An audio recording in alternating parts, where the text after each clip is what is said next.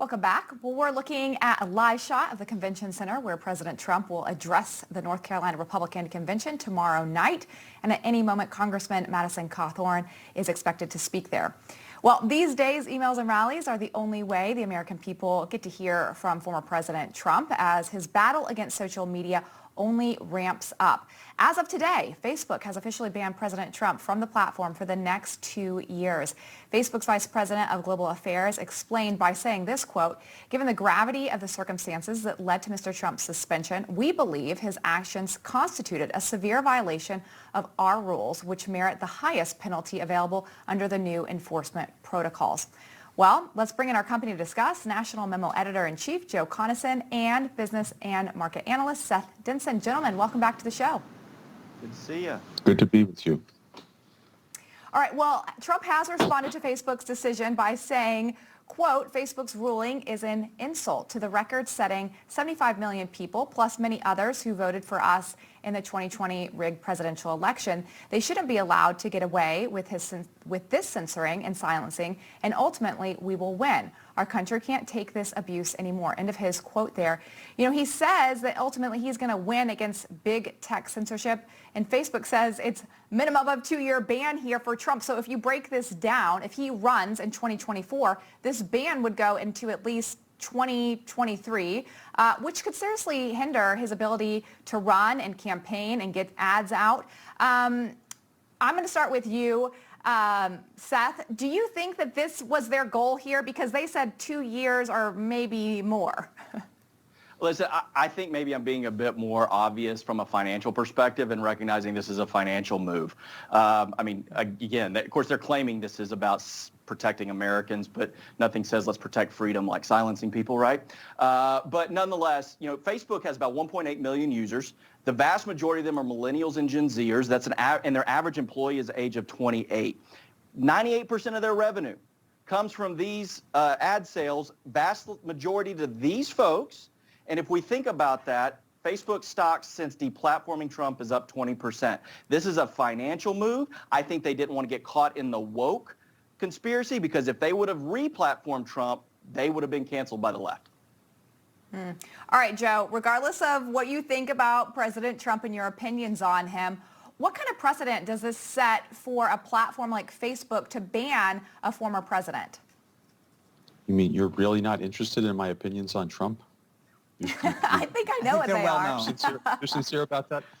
Look, I think it's always troubling to have anybody deplatformed, but there are sometimes reasons why it happens. And Facebook explained why when this happened in the first place. They said he violated their rules by advocating violence, basically, that led to the insurrection on January 6th. Now, you can disagree with that, or you can think it's true. But either way, that's their reason as a private company for taking him off. He's broke their rules and in a way actually, that the led funny to thing about that, Joe, consequence. I agree with you. They're a private company, but the irony is that Supreme Court that they have, where they were able to do that little sounding board that Mark Zuckerberg created actually said, no, you can take him off, obviously, but there were no specific rules that you can point to that he violated, and you, Facebook, need to go back and develop these because you couldn't actually point to something specific that he did. Well, I'm going by the statement that they put out at the time, which said basically that he violated their rules, and this is why this led to the January 6th insurrection, and that's why we won't let him on anymore. Now, if you want, you can have a much more bureaucratic set of rules and systems, but truthfully, if a private company, the people who run it feel that somebody did something unlawful on their site, they have the right to kick them off. I mean, this is what capitalism is, right? I'm a big believer in the free enterprise and private sector, but the point is, I know you number are. one, they do get government protection in the form of Section 230, so that doesn't put them at the same advantage of a mom and pop store. Number two is that if they're going to create rules, then I think even their own board said that they have to be clear about what they are. So well, I do think that that's different. I do want to switch gears for a second, though, because... Rules. What? I would be good if they had clearer rules. Okay, I would too. Well, then we agree. That's awesome. Shocks me every week, Joe, John. I know, this is getting crazy. Seth, I want to switch gears, though, because speaking of silencing folks, CNN's Jake Tapper did an interview where he talks about the fact that he's not going to have any Republican that voted, in his opinion, to undermine the election, the way he put it. And which is, again, I would say this, it's Jake's show. If he doesn't want to do that, good for him. But here's the thing. Number one, then you can't claim that you're looking to get both sides. And number two, interestingly, Elise Stefanik put out a series of emails today that show that Jake Tapper's staff was actually reaching out, trying to get her on his show. So he's lying. Maybe that's the 1/3, but nonetheless, I mean, if you think about it, though, Sean, this is Jake Tapper. I got to think has a pretty friendly audience, and I think he said something like, "I'm worried about them spreading lies." Well, couldn't you defend that on your own show, and wouldn't people probably be more, friendly to your response to that? All Jake Tapper is doing is creating his own echo chamber, and if that's the kind of show he wants, I guess he's welcome to have it. But nonetheless, he's not giving both sides a free argument. This is very bad because I agree with you guys about this. In spite of the fact that Jake is an old and good friend of mine and somebody I admire greatly, I want to make that clear. I don't think this is the right decision. I think, that what they did on January 6th was terribly wrong, and I think they ought to be held accountable for it, primarily by the electorate. But, that doesn't mean you don't speak to them about it. There's two issues, right? One is, do you want to have both sides and be able to say it? And I don't, like I said, it's his show if he doesn't want to, but then you got to be intellectually honest on it. And the second thing is, beyond that, Josh Hawley, who he would, under the guidelines that he put down, he would never have on. Josh Hawley has released 18 screenshots of Tapper's staff asking him to come on the show. So again, it goes back to the fact that if you're going to talk about this stuff, at least be honest about it and try to stop virtue signaling and not being straight with it, especially when it's in writing. Anyway, this is crazy. We've now got 2 weeks in a row that we're all agreeing. We've got to shift things up a little. But I'm going to get tomorrow fired, Sean, night or you here will. on Newsmax, but we've got the quiz, so we're going to find out what's going on. Anyway, all right, welcome back. I've got good news and better news. First, the good news. The weekend's just about to start as soon as we're done. The better news, it's time for the company quiz. As you all know, we take stories making headlines and ask related trivia questions. Back to play, defending co-champion Joe Coniston, who experienced massive technical difficulties last week Joe. and still hung in, and longtime champion but challenger today, Seth Denson, and obviously our other co-champion for the week, Lindsay. All right, let's kick this. This is Joe. sort of the, this is like that whole, like when Jeopardy does the stars, this is it. Oh, wow. Yeah. In question one, in an Clash of the interview, Titans. that's right. In an interview this week, Dr. Anthony Fauci, who after repeated invitation still has not appeared on this show, I'm not bitter, said Trump supporters resent him because they don't understand the science. Fauci hasn't exactly proven what he knows that he's talking about in some of this, but I digress anyway. Speaking of smarts, who is the only U.S. president to have earned a Ph.D. in political science? A, Abraham Lincoln, B, Rutherford B. Hayes, C, Woodrow Wilson, or D, Richard Nixon?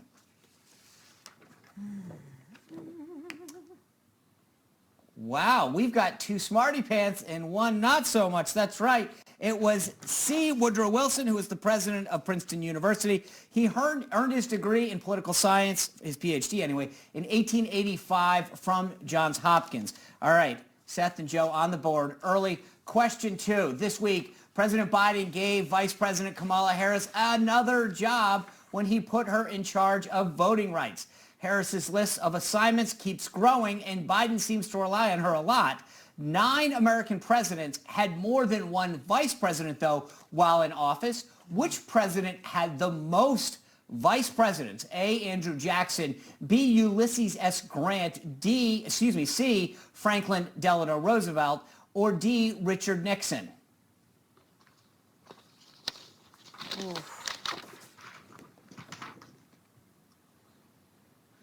Joe's right. And, you know, this is, if you knew your history, you could have gone with the odds on this one. It's Franklin D. Roosevelt. He served 4 terms, the only president in history to do that. And in those 4 terms had 3 vice presidents, John Garner, Henry Wallace, and Harry Truman. Jackson, by the way, had 2 VPs, but one of them, John Calhoun, also served as vice president under John Quincy Adams. Little fact there. Okay, Joe Conason out to a 2-1-0 lead heading into question 3. Earlier this week, we spoke to California Republican Party Chair Jessica Milan Patterson about the state's efforts to recall Democratic Governor Gavin Newsom. California is a mess. It's got the second highest unemployment in the nation, the highest gas rate, and another drought, and parents wondering if schools are ever going to return. Well, I digress again. The situations must have Californians dreaming of real leadership. Well, the song California Dreamin' was a big hit in the 1960s. Which band performed that song? A, the Beach Boys, B, the Mamas and the Papas, C, Jefferson Airplane, or D, the Doors? Yeah, that's not really. Lindsay's like, I'm going to go against the tide. you're going to go against the tide. Well, you should always go with the tide. The two guys have got it right. Good job, guys. I'm 3-2, that's right. I'm old enough to know the answer to that one. I was going to say, the song peaked at number 4 on the Billboard charts in 1966. Californians today wish they could probably turn back that time when Ronald Reagan was actually the governor, though. But again, I digress. Question 4, Joe Conason heading into that with a 3-2-0 lead. This week, JBS, the world's top meat supplier, was hit with a cyber attack, leading to several plants, including some in the U.S., to shut down. Hopefully, the security breach won't lead to a prolonged shortage in the meat market, because Americans love their meat and their hot dogs. According to the National Hot Dog and Sausage Council of America, Americans spent nearly $8 billion on hot dogs in supermarkets. Which city in the U.S. consumed the most hot dogs in 2020? Was it A, New York, B, Dallas, C, Philadelphia, or D, Los Angeles? It's tough. Is it? Yeah, because it was during the pandemic. Oh, that's interesting. And it's interesting, it is, because Seth Denson has tied it up 3-3. That's right, Los Angeles. Many like to associate L.A. with Hollywood, but the Los Angeles folks out there consumed 30 million pounds of hot dogs in 2020, which is Gotta love kind those of gross. Dodger All right, dogs. question 5. Wow. Huh? The Dodger Yeah. I I said, dog. wow. That's a lot of games. It's a Dodger A lot of dog. games, a lot of dogs. All right, Not gone to a question game with me. 5. Yeah. Yeah. On Monday, tennis star Naomi Osaka withdrew from the French Open after being fined for skipping her interview session with the meeting following her first round match. Osaka is the world's second-ranked women's tennis player and has won 4 Grand Slam tournaments. The Grand Slam titles in tennis include the Australian, French, British, and U.S. Opens. Which woman has won the most Grand Slam titles in history? A, Margaret Court, B, Chris Evert, C, Martina Navratilova, or D, Serena Williams?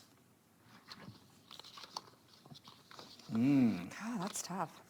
Yeah, it is tough. I'll go with That's why it's the quiz.